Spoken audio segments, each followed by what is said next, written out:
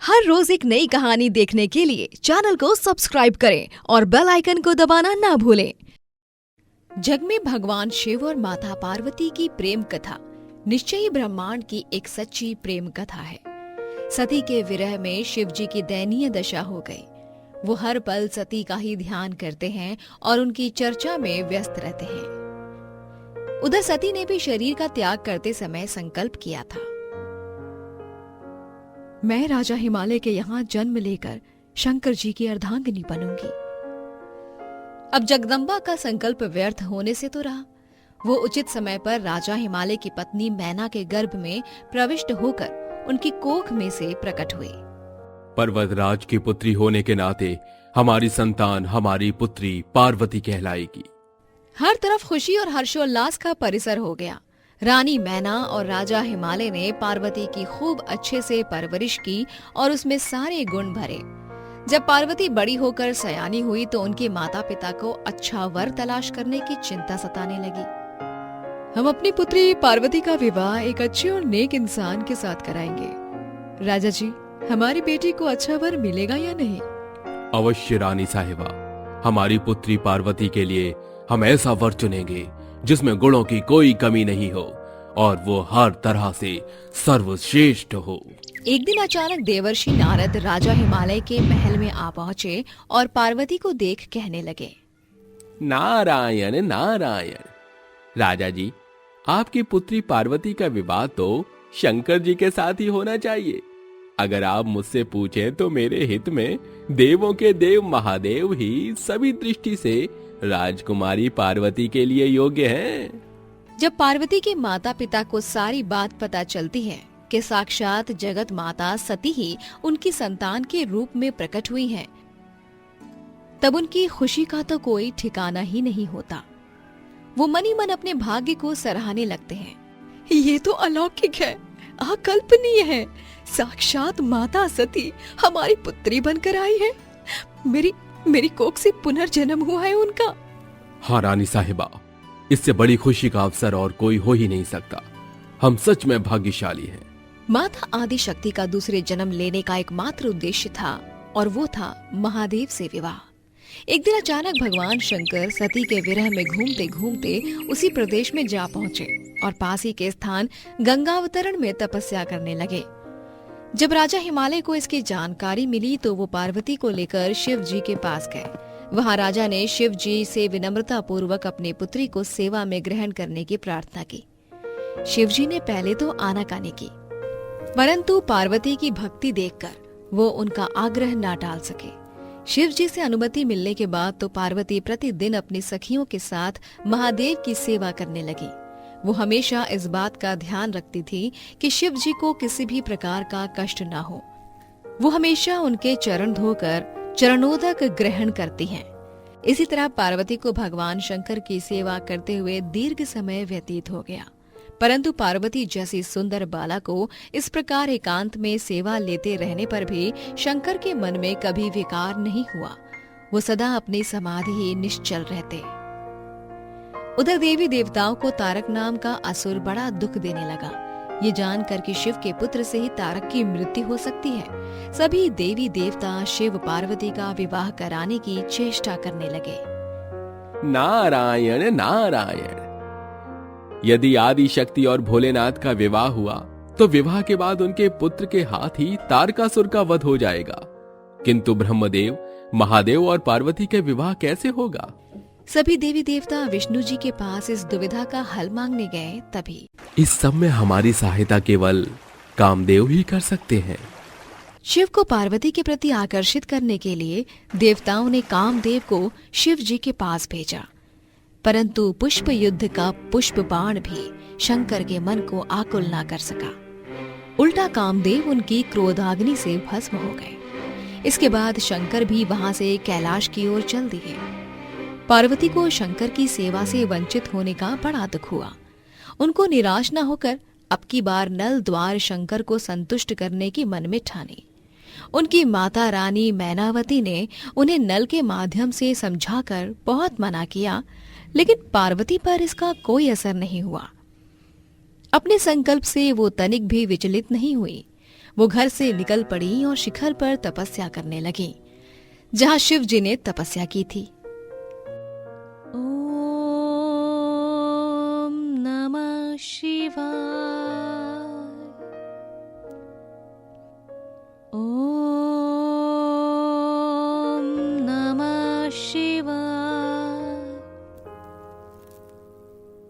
तभी से लोग उस शिखर को गौरी शिखर कहने लगे। वहां उन्होंने पहले वर्ष फलाहार से जीवन व्यतीत किया, दूसरे वर्ष वो पर्ण यानी वृक्षों के पत्ते खाकर रहने लगी और फिर तो उन्हें पर्ण का भी त्याग कर दिया और इसीलिए वो अपर्णा कहलाई। इसी प्रकार पार्वती ने पूरे 3000 वर्ष तक घोर तपस्या की। उनकी कठोर तपस्या को देख ऋषि मुनि और अन्य सभी देवी देवता भी दंग रह गए। नारायण नारायण, हे ब्रह्मदेव, मुझसे तो माता पार्वती की ये दशा देखी नहीं जा रही। महादेव तो अपनी समाधि में लीन है। हाँ ब्रह्मदेव, यदि शिव जी यूं ही अपनी समाधि में लीन रहे और माता पार्वती को उनकी तपस्या का फल नहीं दिया तो इस समस्त संसार को तारकासुर के आतंक से मुक्त करना कठिन हो जाएगा। अंत में शिव जी का आसन हिला। उन्होंने पार्वती की परीक्षा के लिए पहले सप्त ऋषियों को भेजा और पीछे स्वयं वटुवेश धारण कर पार्वती की परीक्षा के लिए प्रस्थान किया। जब उन्होंने सब प्रकार से जांच परख करके देख लिया कि पार्वती की उनमें अविचल निष्ठा है, तब तो वो स्वयं को अधिक देर तक छिपा न सके।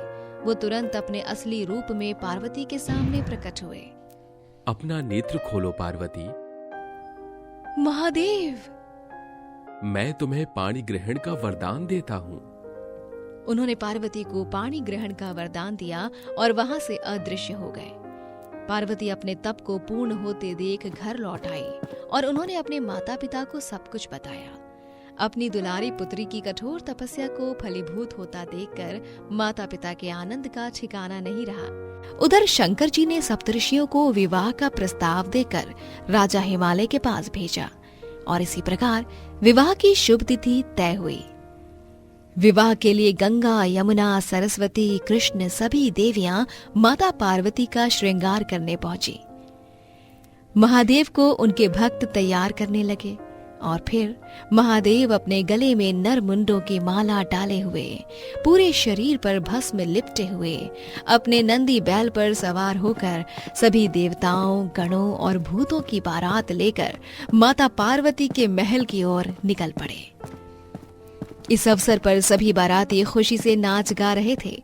तभी अपने होने वाले दामाद शंकर की आरती के लिए द्वार पर आरती की थाली लिए खड़ी रानी मैनावती जब शिव के बदन पर भस्म लिपटा हुआ देखती हैं और उन्हें भूत प्रेत के साथ आते देखती हैं, तब वो अत्यंत घबरा जाती हैं। मैं ये विवाह नहीं होने दूंगी। मैं अपनी फूल सी बच्ची अपनी पार्वती को एक अघोरी से विवाह नहीं करने दूंगी। इस अघोरी के पूरे बदन पर भस्म लिपटी हुई है और तो और इसके साथ ही भी भूत प्रेत हैं। मैनावती बेहोश हो जाती है, लेकिन बाद में जब उसे होश आता है तब, माँ, आप महादेव का ये रूप देख भयभीत ना होइए। इस संसार का सबसे रौद्र रूप भी वही है और सबसे सुंदर रूप भी वही है। रानी मैनावती, आप निश्चिंत रहिए। महादेव के अनेक रूप हैं और आपके हेतु मैं महादेव को इस संसार के सबसे मनमोहक रूप में सजाकर आपके समक्ष लाऊंगा। भगवान विष्णु ने भगवान शिव को उनके चंद्रशेखर रूप में सजाया, जो इस संसार का सबसे सुंदर एवं मोहक रूप है। विवाह में सभी को महादेव का ये रूप देख अत्यंत प्रसन्नता हुई और रानी मैनावती भी उन्हें देख मंत्रमुग्ध हो गई। इसके पश्चात ब्रह्मदेव ने माता पार्वती और महादेव का विवाह करवाया। विवाह के पश्चात ब्रह्मदेव के वरदान स्वरूप महादेव और देवी पार्वती के पुत्र कार्तिकेय के द्वारा तारकासुर नामक असुर का अंत हुआ।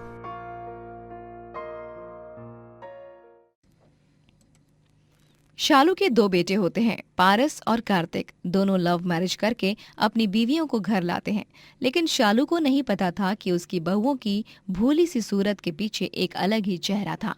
उसकी दोनों बहुएं मॉडर्न और बेबाक होती हैं, जिस कारण उनकी अपनी सास से पहले दिन ही नहीं बनती है। अरे रीना बहू, परिधि बहू, मुझे एक गिलास पानी तो दे दो। मंदिर से आज मैं पैदल ही आई हूँ। वो क्या है ना, पैदल चलने से ही एक तरह से व्यायाम हो जाता है बहुओं। मैं तुम दोनों को कब से कुछ कह रही हूँ, लेकिन तुम दोनों हो कि बस अपने फोन में ही घुसी पड़ी हो।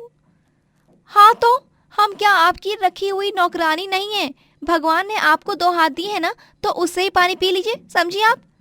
चलो रीना भाभी, मैंने पिक्चर की टिकट बुक कर दी है, हम अब मस्त पिक्चर देखेंगे जाकर। आप हमारी शक्ल क्या देख रही हो? आपको हम कहीं नहीं ले जाने वाले, समझिए आप।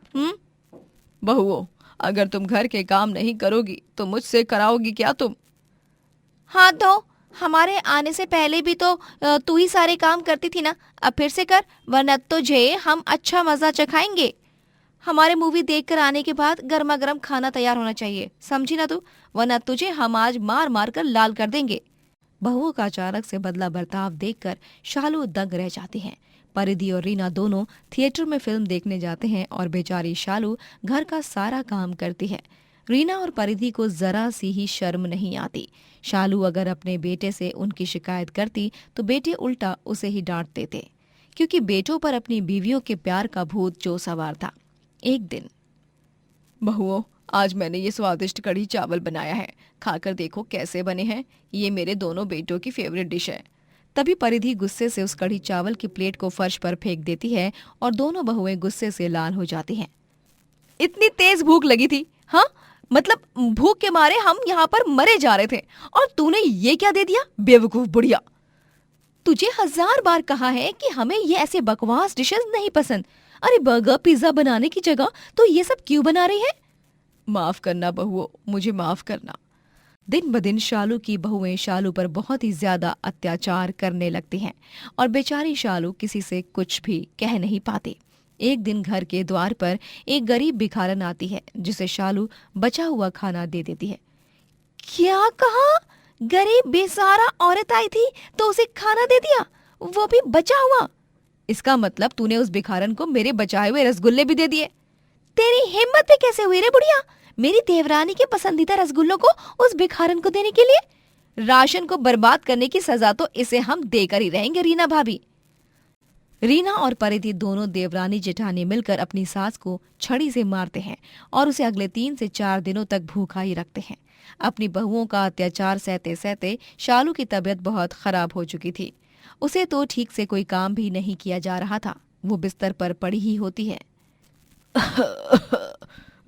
मैं तो तुम दोनों की माँ के समान हूं ना बहुओं, तो तुम दोनों मुझ पर इतना जुल्म मत करो और मुझे दवाखाने डॉक्टर के पास ले चलो। मैं तुम दोनों के आगे हाथ जोड़ती हूँ, मेरे बेटों से भी कह दो। तूने हम दोनों को पागल समझ रखा है क्या? चल चल, ज्यादा नौटंकी मत कर और चुपचाप जल्दी से उठकर सारे काम कर, वरना तेरा हम वो हश्र करेंगे जिसके बारे में तू सोच भी नहीं सकती। हाँ हाँ, जाकर सारे काम कर, बड़ी आई हमारी माँ बनने। शालू बीमारी की अवस्था में भी काम करती है और वो काम कर करके बेहोश हो जाती है। तभी, ओ तेरी, ये तो बेहोश हो गई, अब हम क्या करें? शायद इसके मरने का समय आ गया है, इसे हम कहीं फेंक आते हैं, वही सही रहेगा। रीना और परिधि शालू को कॉलोनी के कूड़ेदान में फेंक आते हैं। रात भर तेज बारिश होती रही और बेचारी शालू उस कचरे में ही पड़ी रही। अगली सुबह जब एक गरीब मजदूर संभव उस रास्ते से अपनी साइकिल पर सवार होकर जा रहा था, तभी उसकी नजर शालू पर पड़ती है। अरे नहीं, ये क्या, ये बूढ़ी माँ जी तो। संभव तुरंत शालू को वहां से उतार कर अस्पताल ले जाता है और शालू को होश आने पर उसे वो अपने घर ले जाता है। जब शालू अपने साथ हुए अन्याय के बारे में संभव को बताती है, तभी संभव और उसकी बीवी फाल्गुनी की आंखें भर आती हैं। धन्यवाद संभव बेटा, मैं वहां कचरे में पड़ी रही मरने की हालत में, लेकिन मेरे बेटे और बहुओं को मेरी जरा सी भी चिंता नहीं थी। लेकिन तुम दोनों ने मुझे अपनी सगी माँ से भी ज्यादा प्यार दिया। वो कहते हैं ना, अपनेपन के रिश्ते खून के रिश्तों से भी ज्यादा अच्छे होते हैं। धन्यवाद मत कीजिए माँ जी, मेरी माँ और मेरे पिता का तो बचपन में ही स्वर्गवास हो चुका था और अब मुझे ऐसा लगता है कि मुझे मेरे माता पिता वापस मिल गए हैं, क्योंकि अब मुझे आप मिल गए हो। अब आप यहीं रहना और कहीं मत जाना, हम दोनों आपको संभालेंगे, लेकिन सिर्फ एक शर्त पर। मैं यहाँ रहूंगी तो सही, लेकिन अब मैं काम भी करूंगी। मुझे अपने आत्मसम्मान के लिए अब लड़ना है और उन चारों को उनके गुनाहों की सजा देनी है। मैंने तय कर लिया है कि मैं कड़ी चावल बेचकर अपने वकील को हायर करूंगी और उन हैवानों को सजा दूंगी। वाह माँ जी वाह, आपको इस तरह देखकर तो मेरे रोंगटे खड़े हो गए। आपको जो करना है आप कीजिए, मैं और फाल्गुनी आपके साथ ही हैं। शालू अब अपना कड़ी चावल का ठेला खोलती है और कड़ी चावल बेचने लगती है।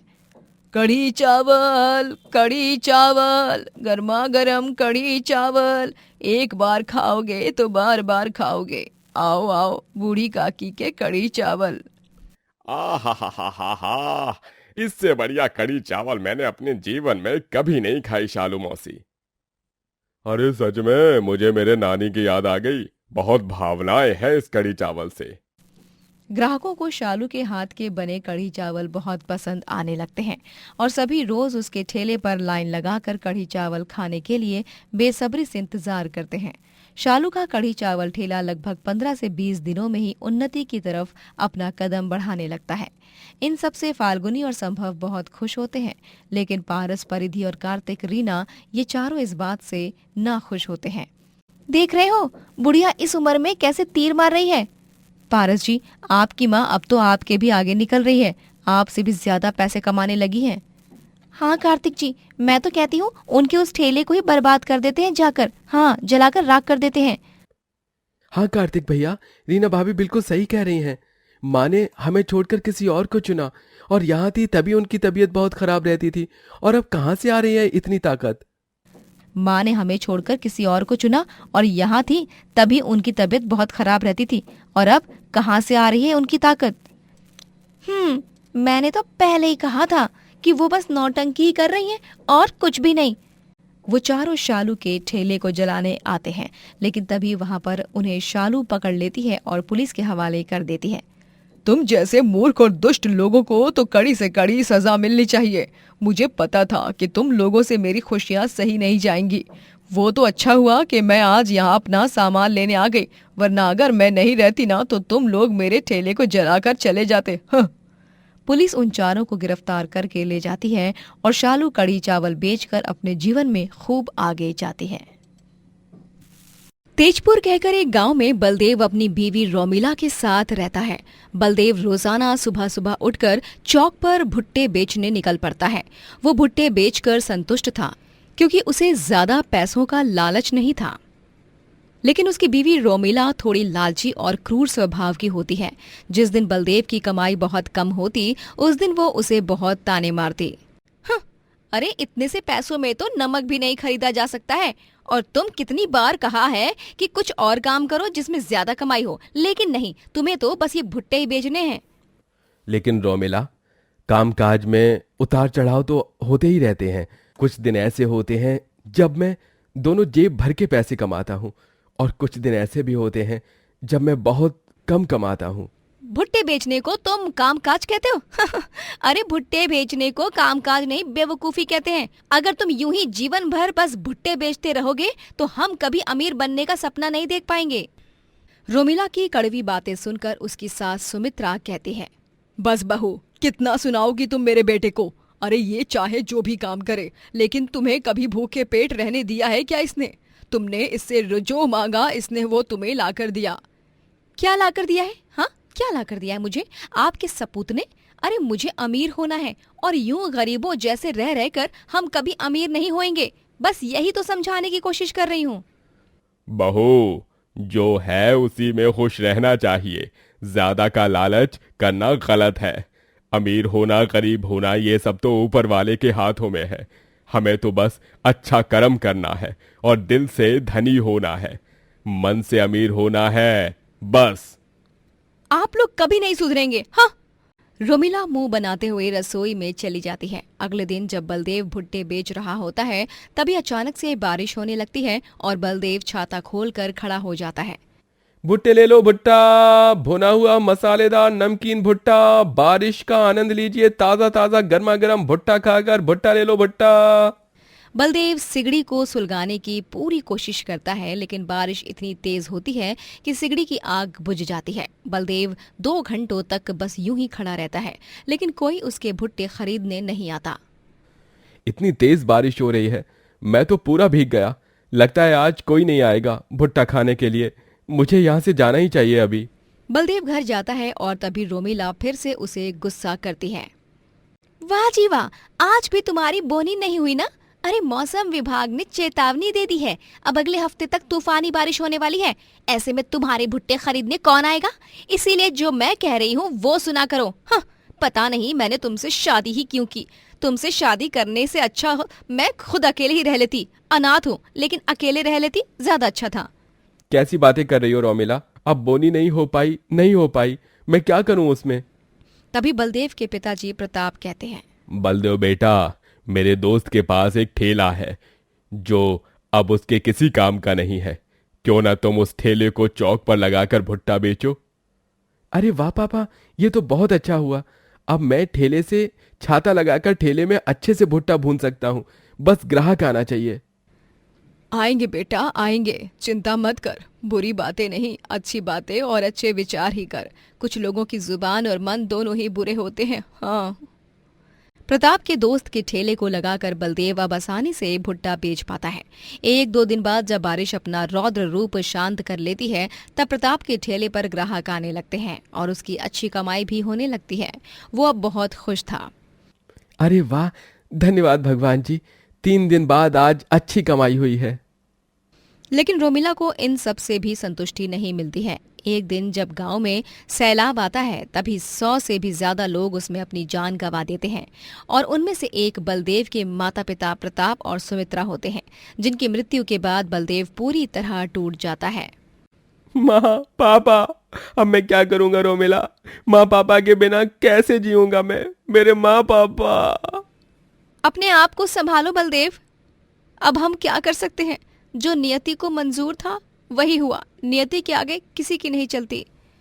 मैं तो उन्हें आखिरी बार भी नहीं देख पाया। कितना बदनसीब हूं मैं। बलदेव का रो रो कर बुरा हाल हो जाता है। लेकिन अगले दिन जब वो भुट्टे बेचकर घर आता है, तभी उसे रोमिला घर के बाहर निकाल देती है। रोमिला, ये तुम क्या कर रही हो? तुम्हारा दिमाग ठिकाने पर तो है ना? तुमने मुझे घर से बाहर क्यों निकाला?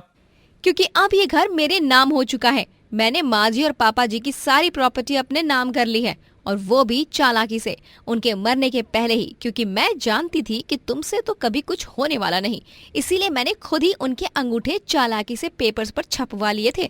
अब दोनों खेत और ये घर मेरे ही हैं, और साथ ही फतेहपुर का घर भी। हाँ। ये तुमने बहुत गलत किया रोमिला, बहुत गलत किया। अब बलदेव का तेजपुर में कोई नहीं रहा था, इसीलिए वो गांव छोड़कर मुंबई शहर चला आता है, जहां वो मानसून में मुंबई की सड़कों पर भुट्टा बेचने लगता है। भुट्टा ले लो, गर्मा गर्म दानेदार मसालेदार भुट्टा, नमकीन और स्वादिष्ट भुट्टा। अरे वाह वाह वाह, ये नमकीन और मसाले से छिड़के हुए मक्के के भुट्टे तो बहुत ही बढ़िया है। मजा ही आ गया यार। और नहीं तो क्या, मुंबई की बारिश और भुट्टा, और क्या चाहिए जीवन में।